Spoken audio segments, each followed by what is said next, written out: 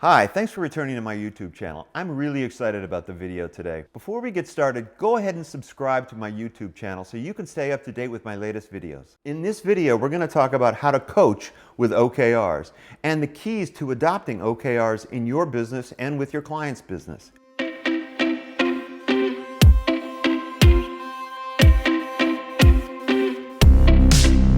First, I want to talk a little bit about coaching in business. I've been coaching and managing for many years, and I've seen coaching sort of split into two camps. One really grew from the self-help industry or personal development. A lot of what they call coaching and leadership coaching really is self-help and motivation, which isn't bad. An important part of being a coach is really knowing how to motivate. But many of these coaches, these leadership coaches, don't really believe you need to understand business and have business experience. I'm not in that camp. From my perspective, coaching was really started as a way to help a team win and to help people and teams work better together. A coach, and particularly an individual coach, has to really know what they're doing, really understand the sport or the craft or the business. A football coach wouldn't be a good gymnastic coach, not at a high competitive level. They have to understand the business, the industry, help them to navigate through these different environments, not merely feel good or become motivated. That's why I have found working with OKRs is a great context for coaching. You're coaching to help the individual or the team do something measurable. And producing results when you've got some pressure on you is a little more difficult. And it's more difficult than when there's no pressure. Men and women who are really good at what they do are able to execute when they have to. You got to make a payroll, you got to hit a quarterly number, you got to have a difficult conversation with an executive or an investor. Coaching with OKR fits perfectly into this framework. Also, an important part of coaching is understanding our human biases. Biases influence our behavior far more than we realize. And what's so valuable about the OKR structure is that it helps to counteract some of these biases. Like, probably the most powerful bias is this optimism bias, which tells us that we have plenty of time and things are all going to work out. Now that I bought the gym membership, I optimistically think I'm going to go to the gym. And that's why the 12-month goal time frame is just not effective as the OKR, the weekly check-ins and the quarterly time frame. Our optimism bias also explains this thing called Parkinson's law, which says that work will expand to fill the time we got available. Now, before we get into discussion about OKRs, it's important to ensure that you as the coach are clear with the team about the strategy and that the strategy and the OKRs work together. If you're working with a team, that team has to be aligned on the strategy first before you go to the OKRs. And that's why it's so important that you do both team coaching and one-on-one coaching, because the team might say, oh yeah, we're aligned, but then you get one-on-one, you'll find out that people have different ideas. The bottom line is, the key to execution is rarely the strategy or the process. We know how to do everything. We know how to lose weight. We know how to get in shape. These strategies are clear. It's not the diet or the process. That's easy and seductive. Tony Robbins is great. I love Tony Robbins' work. I've done many of his programs.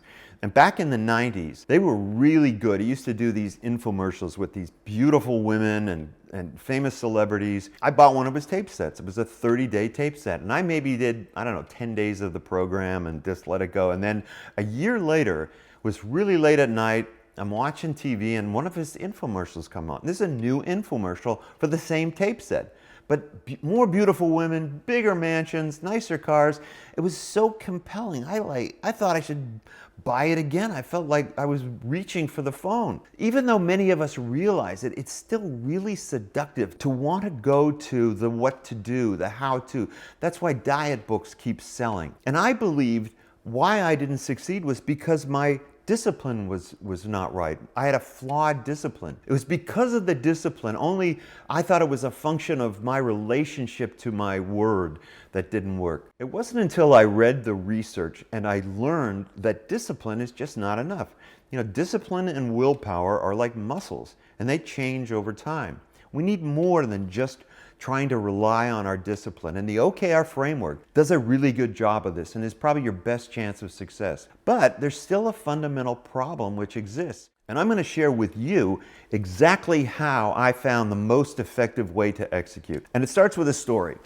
So this was the late 1990s. I was a management consultant and a coach. Honestly, I was just burned out from the travel, and I was frankly resigned I was ever going to be successful because my discipline was terrible, I thought. That year, like many of us, I had a rough year. I actually got sick. Doctors found a tumor in my left lung the size of a golf ball. Later that year, I had to have major surgery. I had one of the lobes of my lungs removed, and thankfully now I'm cancer-free. But in that same year, my marriage fell apart and my mother died. And I remember sitting at home after the surgery. I was depressed. I was in pain. You know, I didn't really know if I had cancer in some other part of my body and if I was gonna live. I wasn't sure if I was gonna make it or even if I wanted to make it. But I remember saying to myself, you know what, if I get through this, I'm gonna enjoy my life. I'm going to move to Paris and live a life that I love. I chose Paris because I'd visited there many times earlier in my career, and it's a beautiful city, but also because I really appreciated the brilliant minds that have come out of there and that have lived and studied there, particularly the existential philosophers who I really enjoy. You know, it seemed like a really cool life to sit in a Parisian cafe and work. And in fact, I dreamed about going to the Café du Magot and the Café de Fleur, drinking coffee and working on the next chapter of my life. So, 8 months after the surgery, I left my job and I moved to Paris. I moved to a beautiful, it's called the 7th arrondissement. It's near the Café de Fleur. And it was there I really started to dig into the existential philosophers like Jean-Paul Sartre, de Beauvoir, and Albert Camus. It was there I started to see why I was stuck, why I couldn't seem to execute a strategy. In fact, it wasn't until I heard another really brilliant mind of our generation, David Foster Wallace. Foster Wallace helped me put it all together. Foster Wallace did a commencement speech, which is on the internet now, and it's been viewed millions of times. And in it, he tells a really great story. It goes like this. There's these two small fish swimming along. Two young small fish swimming along, and an older fish is swimming along in the other direction. The old fish looks down and says, "Morning, boys, how's the water?" The two younger fish swim on a little bit, and one looks at the other and says, "What the hell is water?"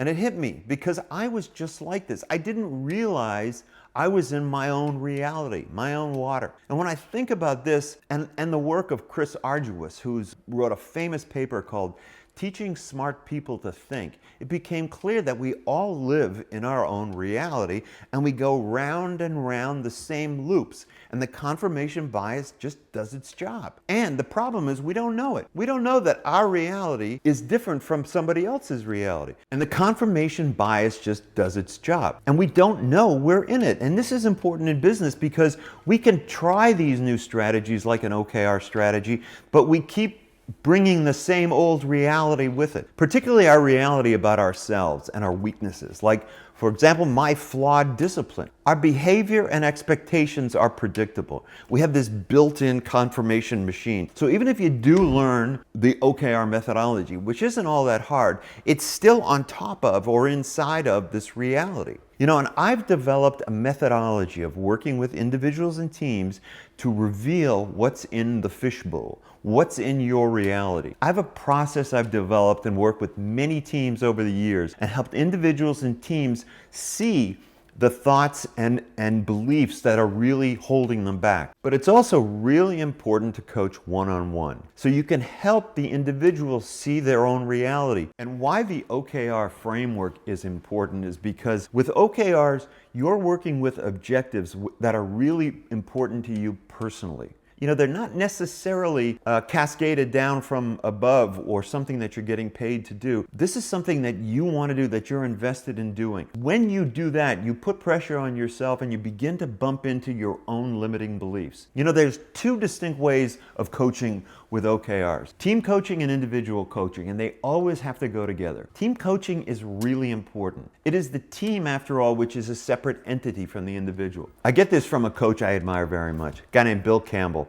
Bill is the legendary Silicon Valley coach about whom the book called The $1 Trillion Coach was written.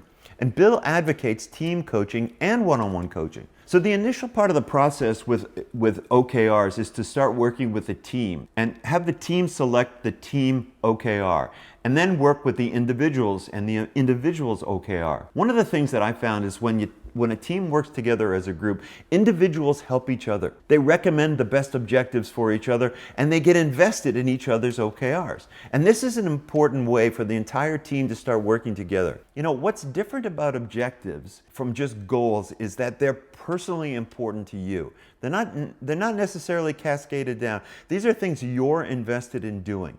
The objective needs to be the most important thing you feel you need to accomplish in this next quarter. And you feel like you got a 50% chance of getting this done. And if you crush this, you will hit the 80-20 rule. In other words, it's that 20% of the things that you're doing that's going to produce 80% of the results. You have weekly stand-up meetings, as recommended by Christina Woodke in her book called Radical Focus, which help you stay on track and help you keep up to speed how everybody is doing on their OKRs. I use Microsoft Teams as a way to share the progress of the whole team, but you could use Slack. If your organization needs a better way to drive results and stay true to your strategy in a measurable way, implementing OKRs is a great place to start. If you're already using OKRs and need help to execute, I offer coaching, where I come to your organization and with a very hands-on approach, coach you individually and your team to most effectively execute the objectives and key results most important for your success. Thanks for watching this video, and I hope you've got some great insights that you can begin to work with. And if you want to move to the next level, I invite you to reach out to me through my website, brucerdorey.com.